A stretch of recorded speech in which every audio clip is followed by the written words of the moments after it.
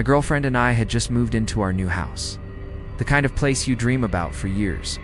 Bright, cozy, with just enough space for us and our rescued cat, Bella. For the first few days, everything felt like a fairy tale.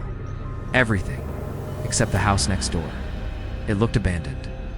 Renovation had clearly started but never finished. The yard was half dug, windows dark and dusty. Worse yet, there was no fence separating our backyard from theirs. The owner had apparently planned to install one, tore the old one down, and never came back. That left our garden wide open. Behind that abandoned house was another property. We noticed a group of young men living there, and from time to time, we'd catch them cutting through the backyard next door, using it as a shortcut to the street. At first, we figured they had permission. It wasn't our business. That changed fast. The first night in our new home, we sat outside enjoying the fresh air. I remember the stars were so bright, but when I looked up, I noticed a man in the window of the house behind us, just standing there, staring. No attempt to hide it. No emotion on his face. Just cold, blank eyes locked on us. And the room behind him was pitch black. After nearly 30 minutes of that stare, we went inside. A few nights later, we were back in the yard. It was late, peaceful, until we heard something. The temporary wooden board where the fence should have been scraped against the ground. 3 men stepped through, just stood there, watching us. "Are you okay?" I asked, trying to keep calm. One of them, maybe 29, held a large duffel bag. No idea what was inside. He offered us washing up tablets. Clearly stolen. Declined. Nervously joked about it, and thankfully they left. What bothered me wasn't just the strange offer. It was the way they walked into our yard like they owned it, like we were the ones trespassing. Things escalated. They started entering our garden more often, sometimes just loitering, other times doing things to unnerve us. They'd slip under the half-lifted fence between the yards and disappear into the house next door. We're both 22 young women, so the fear wasn't just paranoia, it felt deliberate. One afternoon, while I was cleaning the front room, 2 police officers wandered through the neighbor's garden. They peeked around, lifted the fence, looked a bit, then left. No explanation. Weird, but I assumed maybe there'd been a complaint. A few days later, the police returned, this time to our door. They told us the house behind was now officially vacant. The men had been evicted for antisocial behavior. Apparently they weren't just targeting us. That gave us some relief. But that calm didn't last. One evening while I was in the bath, I heard a loud bang outside. I rushed to find my girlfriend. She was in our spare bedroom filming something from the window that overlooked the neighbor's garden. She pointed silently. A man we'd never seen before was in the yard, looked up, directly at our bedroom window. And then out of nowhere, he sprinted toward our house. Tried our door handle on the way, but it was locked. Then he leaped back over the broken fence and started pounding on the windows of the abandoned house. We called the police. They took our statement, watched the video, and left. Why had he run at us? What was he trying to do? A few nights after that, we were in bed when we heard it. A whistle, the kind of mocking whistle men use to taunt women. I checked the time, 2:16 a.m., then tapping on the window. We were frozen. Checked the cameras, nothing. Somehow, whoever it was had avoided being seen. The next day, we packed overnight bags and stayed at my mom's. When we returned the following morning, our Ring doorbell was lying on the floor. Its SD card gone. Someone had come back. And whoever it was knew exactly what they were doing. We called the police again. This time, the officer on the phone didn't sugarcoat it. She told us the removal of the camera could mean they were planning something. That terrified us even more. And still, the noises continued. Whistles, tapping, footsteps. It didn't stop. One night, weeks later, we were lying in bed watching old camera clips when we decided to check the live feed. What we saw made my heart stop. A man stood just outside our garden. His face was covered by a black mask, hood up, arms outstretched like he was mocking Jesus on the cross. He just stood there, staring up at our window. He tilted his head slowly, said something we couldn't hear, then walked across the street and stood, motionless, staring back at the house for 30 minutes. We didn't even think to record it. We were too scared to move. Police brushed it off, said it wasn't illegal to stand and stare. Sleep became impossible. Every little sound outside became a reason to panic. But the worst came at 2:52 a.m., a few nights later. I woke up from a dead sleep and just knew someone was outside. I told my girlfriend to check the camera. There they were. 2 masked men. One of them, the same man, holding what looked like a crowbar. They were shining flashlights into our windows. For days, he stood across the street, pointing, waving, shouting things. Sometimes he said nothing at all, just stared. But always at our bedroom window. We recorded everything. We kept reporting. Nothing changed. It's just earlier today, he came back. Stood right outside, staring. We're terrified. And we have no idea what he'll do next. We'll update. If we're able to. Let me just start by saying, I'm not crazy. I know how this is going to sound. Paranoid, unhinged, delusional, but I swear, everything I'm about to tell you actually happened. It started with a face, or more accurately faces, that all looked just slightly off. 3 months ago, I ended things with my ex Caleb. We'd been together almost 2 years, and honestly, the breakup was long overdue. Now, Caleb wasn't violent. He never hit me. But he was controlling and possessive in that low-key, calculating kind of way. It's maybe the worst kind of way. He used to track when I was on my phone, quiz me on random things I'd done that day just to see if I gave the same answer twice, always pretending it was love. It wasn't. So after I left him, I did what anyone would do. I changed my number, deleted all my social media, even moved apartments. I thought that was it, thought I was in the clear. Then came the barista. It was a Tuesday morning. I stopped by this little hole-in-a-wall coffee shop near my new place, one I'd only been to maybe once or twice before. As I stepped up to the counter, the barista, a girl about my age, looked at me, smiled, and said, "Good morning, sunshine." I froze. That was Caleb's nickname for me. Not in a sweet way. He used to say it sarcastically whenever I was upset. It's like, "What's wrong, sunshine?" Just to push my buttons, to remind me he always had control. At first I brushed it off. Maybe it was just coincidence. But then it happened again. A few days later, I took a rideshare to work. Different driver than usual. He was older, maybe mid-50s. Kept glancing in the rearview mirror like he was trying to place me. Then he said, "You ever figure out what you were running from?" I stared at him. "What?" He just chuckled, shook his head like I was supposed to be in on the joke. Caleb said that to me once. After I told him I needed space to figure myself out, he leaned in real serious and asked, "You ever figure out what you're running from?" Same exact words. It wasn't just the barista or the driver. It kept happening. A woman at the grocery store bumped into me and whispered, "You don't get to just disappear." A guy walking by on the sidewalk said, "Still wearing your hair like that?" A coworker I barely knew once passed me in the break room, humming the same song Caleb used to blast during our fights. The same tune, the same rhythm. I started losing it. It wasn't their faces that scared me. It was their eyes, the way they looked at me. Like they knew me, or thought they did. Different people, different bodies, but the same expression in every one of them. I thought maybe I was going insane, so I did something I'm not proud of. I reached out to Caleb. Not directly. I messaged his sister. I told her to tell him to knock it off. I figured maybe he'd hired someone, or multiple people. Maybe he was paying someone to mess with my head, to spy on me, to follow me and repeat his words. I just wanted it to stop, she replied the next day. I don't know what you're talking about. Caleb's in rehab. He's been there for 6 weeks. No phone, no contact. I didn't believe her, not until she posted a picture of him on Facebook a week later. He looked awful, pale, hollow, holding a little plastic chip that read "1 day sober." So it couldn't be him. Not directly, but still. These strangers knew too much. One night, I stayed late at work, just avoiding going home. My apartment didn't feel safe anymore. Nothing had happened inside it, but I just didn't want to be alone there. At around 10 p.m., I finally left the office and started walking the 10 minutes back to my place. Headphones in, but no music playing. Something I started doing so I could still hear if someone followed me. When I turned the corner onto my street, I saw someone sitting on the stoop across from my building. Young guy, hoodie up, head down. I almost ignored him until he spoke. "Hey, cold out tonight, huh, sunshine?" I stopped in my tracks. He didn't even look up, just kept staring at the sidewalk like he was reading something written on it.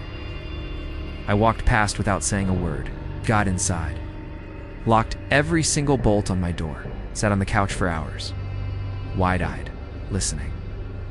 Just silence. Eventually I fell asleep. The next morning, I found my doormat flipped over, which might not sound like a big deal, except I live on the top floor. There's no reason for anyone to be near my door. And on the bottom of the mat, someone had written, "You can change your face too if you want, but I'll still recognize you." I threw up. That same day, I booked a hotel for the weekend. Didn't even pack. I just left. I needed to be somewhere crowded. It felt safer. Until around 2 a.m., 3 slow knocks on my hotel door. I sat up in bed, frozen. Then the knocks came again. I got up, peeked through the peephole. There was a woman standing outside. Mid-40s maybe, totally blank expression, just staring at the door. No sound, no movement. I didn't say anything, just waited. Eventually she left. It was one of the most unsettling moments of my life. The next morning I asked the front desk if anyone had come by my room. They said no, and that the entire floor had been vacant. That's when it hit me. These weren't random people. They were being sent. They were using phrases Caleb had said to me. But if it wasn't him directly, then who, or worse, how? I remembered a conversation we had months before the breakup, about some forum he was on. He claimed it was about productivity and self-discipline, but looking back, it sounded like some weird cult-like roleplay thing. And now, I think he used it. He didn't have to stalk me himself. He just had to spread my details, my habits, my triggers, my secrets, then unleash others to say those words, or those expressions, so I could never stop thinking of it. This wasn't just stalking, it was psychological graffiti. He spray painted himself onto strangers' faces, so I could never be sure who was real, or safe, or innocent. It wasn't about watching me. It was about making sure I never stopped watching for him. I moved again, wiped all social media, dyed my hair. I told friends not to share my location with anyone. It worked for a while, until last week. I was walking home from the bookstore, and a woman passed me on the sidewalk. She didn't even stop walking, just muttered, still hiding behind books, sunshine, and kept going. I don't think this will ever stop. Maybe Caleb paid someone. Maybe this is a sick game now. Challenge on some dark web forum. Who can scare sunshine the best? Who can get closest without touching? I can't trust any face anymore. The paranoia is eating me alive. And honestly, I don't know how much longer I can live like this. My family isn't the traveling type. We're the kind who stay home, grill in the backyard, and watch the same old movies every weekend. So when my aunt suggested a big trip to one of Michigan's Great Lakes, we were all surprised, but excited. It sounded like a chance to make real memories. My cousin found an Airbnb that looked like a miracle. Somehow it fit all 18 of us without costing a fortune. The place sat right on the beach with views of the lake that looked more like the ocean than anything inland.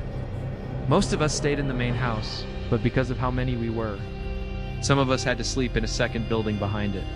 A 2-story garage with bedrooms upstairs. That second place ended up being mine. Me and 3 of my cousins, Maria, Nikki, and Jamie, were assigned to stay out there. At first, we didn't care. We were just happy to be on the trip. The first day was fun. We hung out in the hot tub, walked the beach, relaxed, and laughed like everything was perfect. It wasn't until nighttime that things started to feel off. When we finally went inside the garage to settle in, we realized the place had been neglected. Like badly. The bathrooms were carpeted, which should be illegal, and they smelled like mold. The sheets were stained, the latches barely held the doors shut, and the whole place gave off that forgotten vibe, like the cleaners didn't even bother with it. My cousins were totally grossed out. No one wanted to sleep in those beds unless we washed the linens first. I suggested we do laundry, and that's how I became the designated washer for the night. The machines were small, so I had to run one load at a time. We hung out upstairs while the first batch ran. Maria was complaining about how we got stuck in the worst part of the house. And while she was talking, I got this weird feeling. It's hard to explain, but it was like my body knew something bad was coming before my brain did. I've only had that feeling a few times before in my life, and it's never been wrong. I told my cousins to stay alert, and they didn't even question me. We'd all been through something before, a break-in back in Detroit, so we took that kind of thing seriously.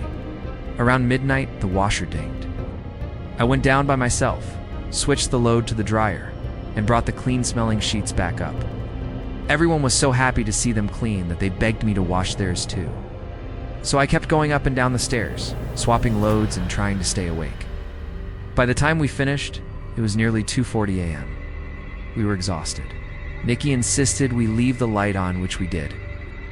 And while they all passed out quickly, I stayed up scrolling through my phone, trying to finish some homework. I'm a light sleeper, always have been, especially after the Detroit break-in. Never fully relax, not even on vacation. That probably saved us. Around 3 a.m., I heard a bang, loud and sudden, like someone threw their whole body against the garage door. I sat up immediately. My cousins didn't even stir. I tried telling myself it was the wind, but deep down, I knew it wasn't. That kind of noise had weight behind it. Then it happened again. Second bang, even louder than the first. And this time, it rattled the whole garage. I was wide awake now, heart pounding. I stared at the door, the lamplit room, my sleeping cousins. There was no wind strong enough to do that. About 20 minutes passed before the third crash hit, and that S when two of my cousins sat up too. Nikki looked at me and whispered, "Did you hear that?" I nodded. "It's the third time," I said. We all agreed. Something was wrong. Nikki grabbed her phone and texted her mom, who was in the main house. It was 4:11 a.m. when we got a reply. She believed us. And more importantly, she woke up my uncle. We stayed upstairs, too scared to move, until we heard someone knocking. It was my uncle. When we opened the door, he was standing there with my dad and a few of our older male cousins. And that's when it really hit me. This wasn't nothing. They looked serious. They looked scared. My uncle told us to grab our things. We were moving to the main house. Then he said it. There was someone on the property. My heart sank. We rushed to gather our stuff and ran to the house. By the time we got there, most of the family was awake from all the noise. We sat in the living room, trying to figure out what just happened. I told them about the first two crashes, and my cousins backed me up about the third. My aunt then told us something that made my skin crawl. While my uncle had gone out to investigate, she followed him. He shouted, "Hey!" at someone behind the garage. And just then, the main house door slammed shut behind her. There was no wind, no reason. She panicked, thinking someone had slipped into the house, so she ran inside and woke my dad and the others. They searched everywhere. Nothing. No signs of anyone inside. Then my uncle described what he saw. A man standing still behind the garage. He wasn't hiding, wasn't running, just watching like he wanted to be seen. When my uncle shouted at him, the man didn't even flinch. He just turned and walked away. Except there were no footsteps, no crunching leaves, no sound at all. He didn't walk into the woods. He vanished into thin air. My uncle isn't the kind of guy who makes things up. It's ex-military, straight-faced, logical, which made the whole thing way more terrifying. Then things got even weirder. My brothers said they found two Jester playing cards, one in the garage and one in the main house. The one from the garage looked twisted and evil, like something from a horror movie. One of my cousins pointed out the symbolism. Jesters represent mockery. Everything happened around 3 a.m., the so-called devil's hour. It was like we were being mocked, taunted. My uncle searched for footprints in the dirt around the garage. He only saw his and my cousin's, no one else's. Another cousin even drove down the road during the incident, hoping to catch a glimpse of someone fleeing. He saw nothing. That day, nobody went back to the garage. We crammed into the main house. Some of us on floors, others on couches. My mom even gave up her bed so we could all sleep a little more comfortably. The next night, my mom took the couch by the big windows. She woke up around 4 a.m. to the sound of footsteps on the porch. She was too afraid to open her eyes, scared she'd see someone staring in. Then she heard the basement door rattle. The lock on that door was weak, and my brothers were sleeping down there. She got up and ran downstairs, heart pounding. But when she reached the entrance, no one was there, just silence. And the boys still fast asleep. That was the final straw. We were supposed to stay until Tuesday. We left Monday morning instead. On the drive home, the theory started. My mom was especially shaken. She kept saying someone must have seen me going up and down the stairs during laundry. Maybe they thought I was alone. timeline matched up a little too perfectly. I finished laundry, we went to sleep, and the banging started right after. Some of us thought maybe it was a neighbor, annoyed by Airbnb guests. Others thought it was something paranormal, especially with those Jester cards. My aunt made a good point. A normal person would have run when spotted, but that man didn't. He just stared and disappeared. We reported everything to the Airbnb host. She said she'd checked the security camera above the garage door, but we never heard back. Which makes me wonder, did she know the man? Was he a neighbor? When we first arrived, my cousin and sister took a walk down the beach and passed a woman from next door. She didn't smile or wave. She just stared, cold, unfriendly, like we didn't belong. We were quiet, respectful. We weren't causing trouble. But maybe that didn't matter. This was our first family trip, and hopefully not our last, even after everything we went through.